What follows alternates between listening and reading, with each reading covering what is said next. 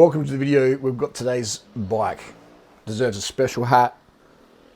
Specialized Diverge STR S-Works. We're going to review it. And we just type it into Google. I've typed in YouTube. I'm a fat barrister. What gravel bike is for best for me, and boom, straight away the new Diverge STR comes up. And we have the usual suspects shilling it. Specialized, of course. The marketing company is fantastic. Got Dave Arthur, who'll say anything for anyone, as long as the pay is good enough. You've got Road CC, same thing. They'll shill out. They'll bend over. This guy here, Cycling Weekly. That cheesy smile. How to set up tuner suspension. Just more junk. We've also got the new Bianchi. We'll get into that.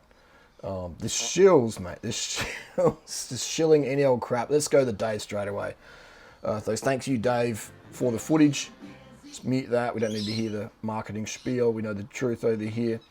And watch this entire video. I'm going to give you my honest opinions, the pros and the cons of this bike. Yes, there's going to be pros to this bike. This bike today is a Specialized Diverge STR. I sort of been talking about it about a week ago.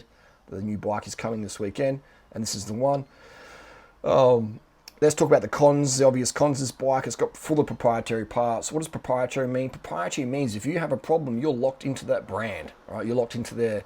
Basically get on your knees and plead that they still have spare parts, or plead that it's under warranty, or plead that you're not going to get absolutely raped MasterCard wise. But again, a person who's going to buy a bike, a $14,000 USD, 8.62 kilo gravel bike with no pedals, S-Works Diverge STR for 14,000 bucks, doesn't really care about warranty, doesn't really care about if the parts are hard to get, because they won't be riding that bike in a year's time.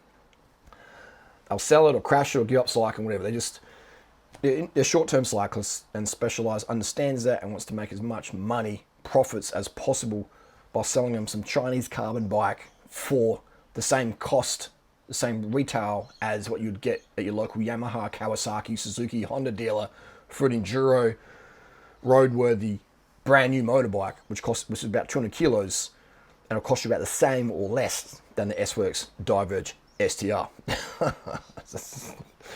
That's where we're living right now. So the cons are proprietary. It's heavy. You're going to get a lot of pedal bob under power. You know, you're going to be bobbing up and down, trying to push the watts. And people are like, well, I'm not about pushing the watts. But you got a $14,000 gravel bike. You know, which one are you about? But again, people who buy these bikes aren't into performance. They're into just following trends. You know, they're generally people who don't wear gloves because someone on Instagram said you don't need to wear gloves. And they'll have cut up hands and they have a crash. These people are just, they're sheep, they're NPC. This is the ultimate NPC bike, you know, just following the trends. You know, whenever I see suspension parts from Specialized, I instantly think, ooh, problems, dramas. Future shock for me means in the future you will be in shock because you have problems. May or may not covered under warranty.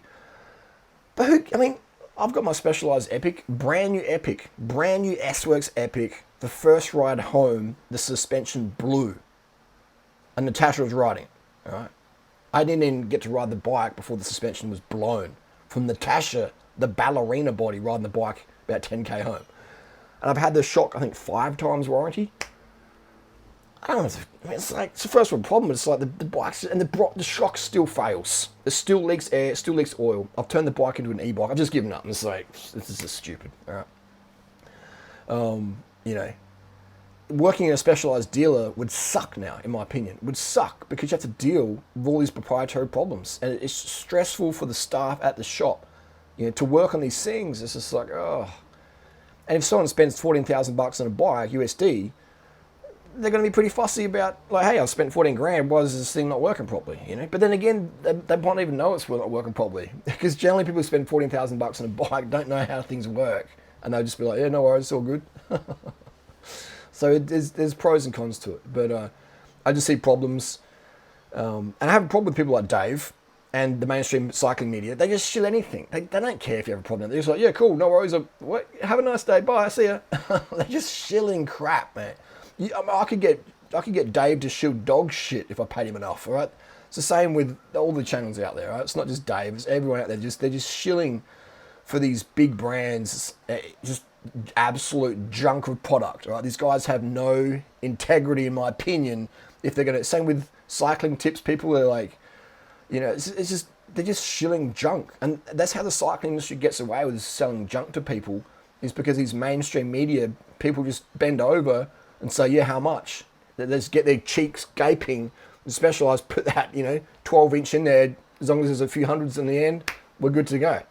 You know, they've just got gaping cheeks for any of these. These guys just gape their cheeks for any of these big brands, all right? And it's like, come on, man, stop gaping your cheeks to these big brands and say what you really think, all right? These big brands wouldn't put out this junk if they knew the cycling media would say, hang on, man, this is bullshit, all right?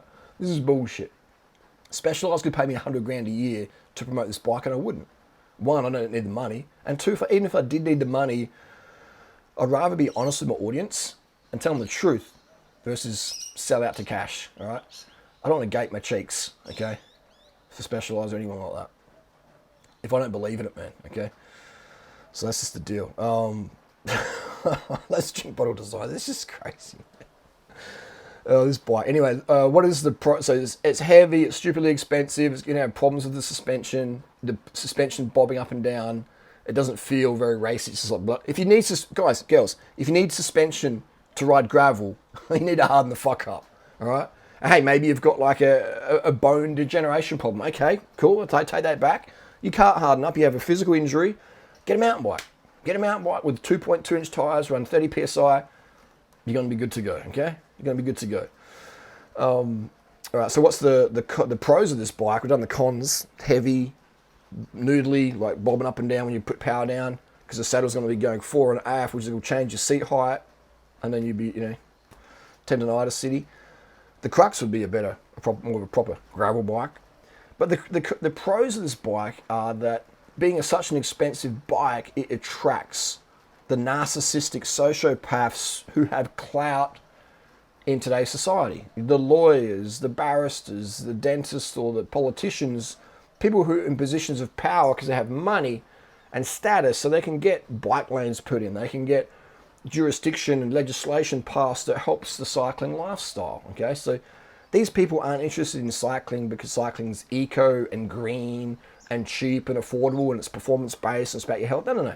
These people just want to have some weight loss activity to do, burn some calories, and golf's a bit boring now. You can't burn that many calories golf, so they get into cycling and you can spend $20,000 on a bike, so you can say, hey, look at me, I'm the fucking King Dick. And, you know what I mean? So that these people can buy status in cycling, and it's great because these people are in cycling and they create a lot of bike lanes, they create a lot of bike parks, they create a lot of cycling tourism, etc. So they do get the word out there for cycling, okay? So that's the pros of the S-Works brand in 2022. Right? They have S-Works e-bikes now. Like it's fantastic at bringing in the sociopathic narcissists that run society and gets them riding bikes. Like Bill Clinton rides a bike and Joe Biden maybe rides an S-Works. It just gets people like that into cycling, and then it creates cycling as a social. More of a socially approved activity, which is fantastic. Okay, so that's the pro. That's why these bikes should stay around. That's why Specialized should keep charging stupid money for bikes. Specialized should never lower their prices. Okay, so if they did, they would bring less sociopathic narcissists, the people who have clout in society, into cycling. And we need those people in there because they create the rules, the regulations, etc., that benefit the cycling lifestyle and in turn benefit the environment. Okay, so there you go. That's an angle no one else is going to talk about. For various reasons, maybe they don't know that, or if they do know that, they're scared of saying stuff or whatever. But in this channel, we ain't scared of saying something. Right? If it needs to be said and it's going to help people, I'm going to say it. Okay, simple as that. If it's going to help you with your fitness goals, your weight loss goals, if it's going to help the environment, I'm going to say it. Okay. So yeah, but no hate to anyone. Just a bit of banter here, but that's the deal. These bikes, I'm glad they're out there. Who are they for? For the fat barristers. Okay, so nothing but a fat barrister bike. That's what that shocked us on. I bet someone in China engineered that. I bet they did. And so maybe someone got stoned or took some Adderall in Morgan Hill, and they sent the prototype off to China, and China's like, yeah, we'll smooth this one out. We'll make this better, But it was coming. Yeah, Specialized always have to do something different to lead from the front. And innovation, innovate or die. There's definitely some good things there, but they're a marketing company. above a bicycle company. But again, I'm glad they're out there. Okay, I'm glad they're out there. The best Specialized bikes are probably about 10 years ago, and since then, sort of, pretty average. But I'm glad they're in business, and I hope Specialized always stays in business. I hope S-Works continues. I hope the prices get higher. Just $14,000, too cheap. Should be more expensive, all right? And it will be more expensive in a couple of years' time. So drive the prices up. You drive up the clout of cycling, and that makes people want to ride bikes more. Okay, simple as that. Look what the car industry did. Okay, Ferrari, Bugatti, Mercedes. Okay, Lamborghini. It made cars more like, more clout worthy. You got a car, you got money. It's the same thing with bikes now. So fantastic. Keep it up, Specialized.